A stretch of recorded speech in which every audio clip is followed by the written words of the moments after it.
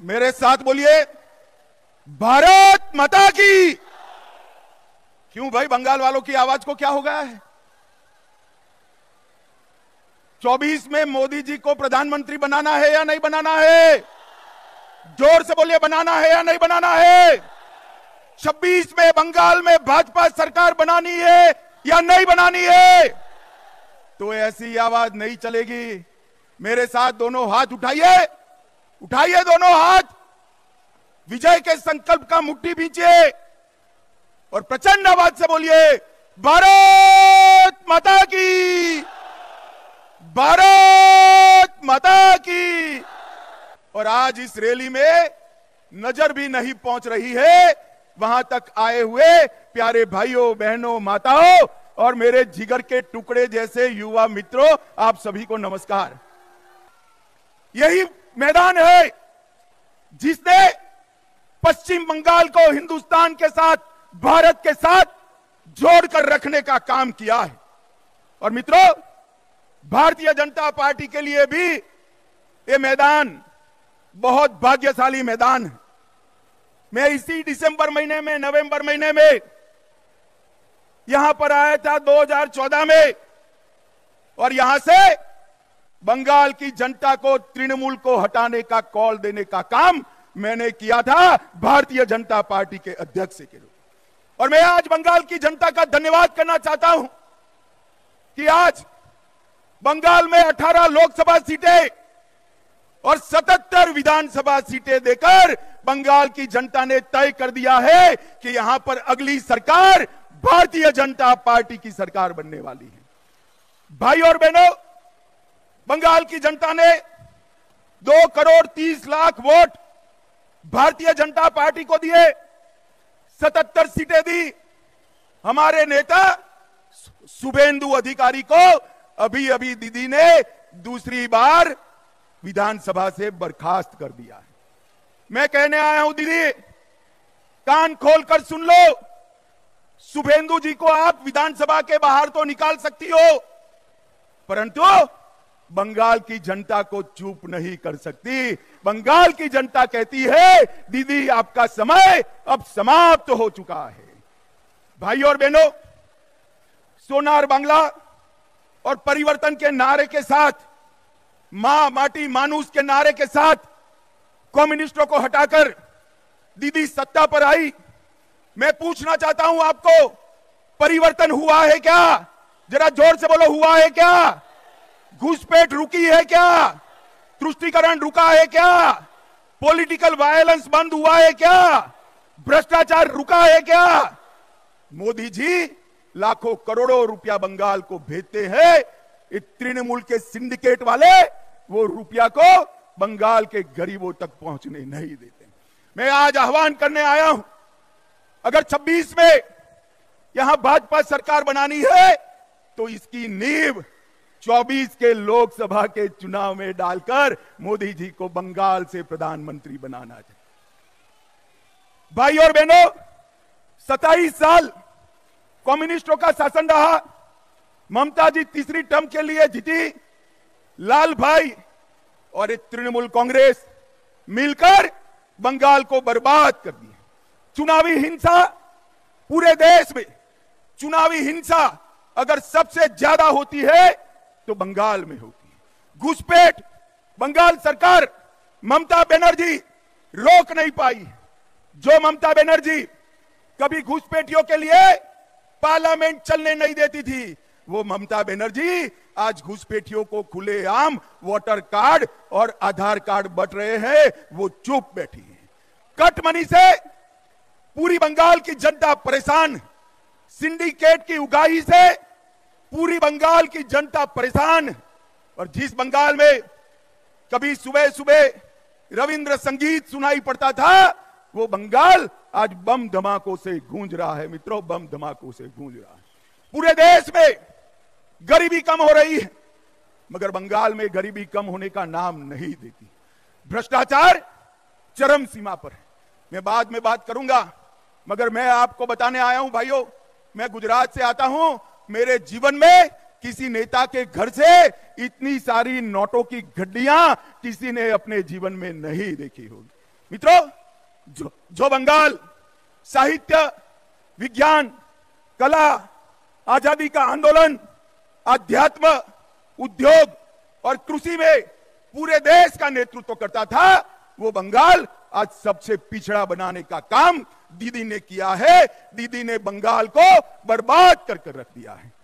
और मुझे बताओ बंगाल वालों, अयोध्या में राम मंदिर बनना चाहिए या नहीं बनना चाहिए? दूर तक जोर से बोलो, बनना चाहिए या नहीं बनना चाहिए? कांग्रेस पार्टी और ममता बनर्जी सभी लोग इकट्ठा होकर राम मंदिर को रोक कर रखे थे। मोदी जी ने 2019 में इसका भूमि पूजन किया और 22 जनवरी 2024 को मोदी जी इसका प्राण प्रतिष्ठा करने वाले हैं। मेरे साथ जोर से बोलिए, जय श्री राम, जय जय श्री राम। मित्रों, मोदी जी ने देश को हर क्षेत्र में आगे बढ़ाने का काम किया है। और यहां क्या हुआ? राजनीतिक हत्याएं, लगभग 212 भाजपा कार्यकर्ताओं की हत्या हुई। मैं दीदी को कहकर जाता हूं, हम भाजपा वाले हैं, हमारा कार्यकर्ता हमारा भाई से बढ़कर होता है, भाई से बढ़कर होता है। दीदी, भाजपा कार्यकर्ताओं की हत्या की है देश भर का, और पूरे बंगाल का एक एक कार्यकर्ता इसका बदला लेने के लिए तैयार है। आप मेरी बात याद रखना। 2026 में जब चुनाव होगा तब मालूम पड़ेगा कि किस प्रकार से राजनीतिक हत्या का वोट देकर बदला दिया जाता है। मित्रों, बंगाल को पूरे भारत के अंदर भ्रष्टाचार के कारण बदनाम करने का काम ममता बनर्जी की सरकार ने किया। ज्योतिप्रिय मलिक, अनुव्रत मंडल, पार्थ चैटर्जी, चाहे गाय तस्करी हो, चाहे कोयला तस्करी हो, चाहे भर्ती घोटाला हो, अरबों खरबों रुपया बंगाल की जनता का इन्होंने खाया है। और मैं ममता बनर्जी को आज कहकर जाता हूं, अगर आप में हिम्मत है तो ज्योतिप्रिय मलिक, अनुव्रत मंडल और पार्थ चैटर्जी को तृणमूल कांग्रेस से सस्पेंड कर दिखाइए, तो बंगाल की जनता मानेगी। वो नहीं कर सकती। हर रोज दुर्गा का स्तवन कर रही है कि तीन कहीं भतीजे का नाम न बता दे, भतीजे का नाम न बता दे। जो खुद मिले हुए हैं वो बंगाल को भ्रष्टाचार से मुक्त नहीं कर सकते हैं। मित्रों, ममता जी को मैंने कई बार पूछा, वो उल्टा हमें हिसाब पूछती है कि मोदी जी ने बंगाल के लिए क्या किया। ममता दीदी, आप मेरा भाषण जरूर सुन रही होगी, मैं हिसाब लेकर आया हूं, कान खोलकर सुन लीजिए, हिसाब लेकर आया हूं। जिस सरकार में आप मंत्री रही, यूपीए सरकार, जिस सरकार को आपने समर्थन किया, उसने 2004 से 14 में बंगाल को क्या दिया? ग्रांट इन एड और डिवोल्यूशन का सिर्फ 2 लाख करोड़ रुपया दिया। कितना दिया भाइयों बहनों, बोलो तो? और मोदी जी ने 2 लाख करोड़ के सामने 10 साल के सामने 9 साल में 6,70,000 करोड़ रुपया देने का काम नरेंद्र मोदी जी ने किया।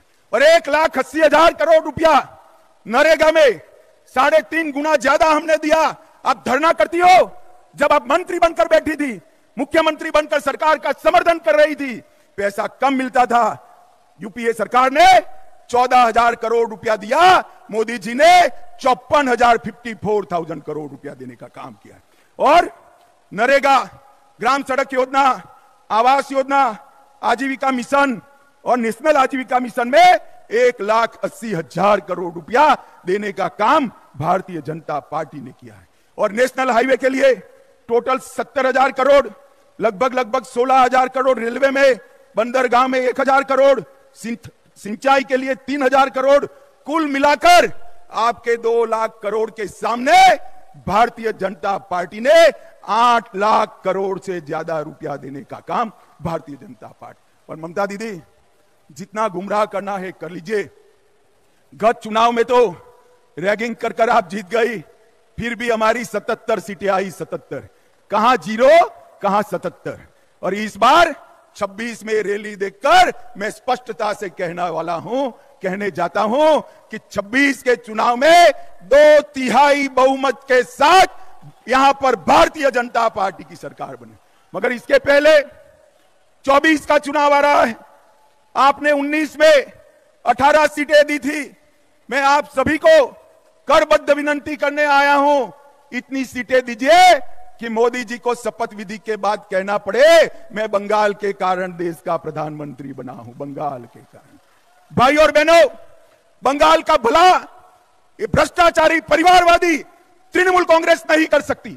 बंगाल का भला एक कम्युनिस्ट नहीं कर सकते, और कांग्रेस पार्टी तो तृणमूल के शरण में गई हुई पार्टी है, वो बंगाल का भला नहीं कर सकती। बंगाल को आगे ले जाने का काम, बंगाल को सोनार बांग्ला बनाने का काम केवल और केवल मोदी जी के नेतृत्व में भारतीय जनता पार्टी कर सकती है, और कोई नहीं कर सकता।